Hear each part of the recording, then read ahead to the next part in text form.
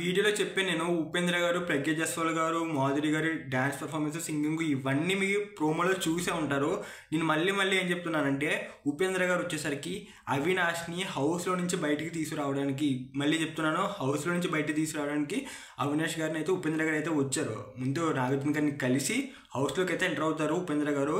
అయితే అక్కడ వాళ్ళకి ఎలాంటి ఆఫర్ ఏం చేయరు, మనీ ఆఫర్. అవినాష్కి టాప్ 5 వచ్చేసరికి సో తను అయితే ఎలిమినేట్ అయ్యాడని చెప్పి ఒక చిన్న టాస్క్ పెట్టి ఎలిమినేషన్ కన్ఫర్మ్ చేసి అవినాష్ని అయితే బయటికి తీసుకొస్తారు ఉపేంద్ర గారు.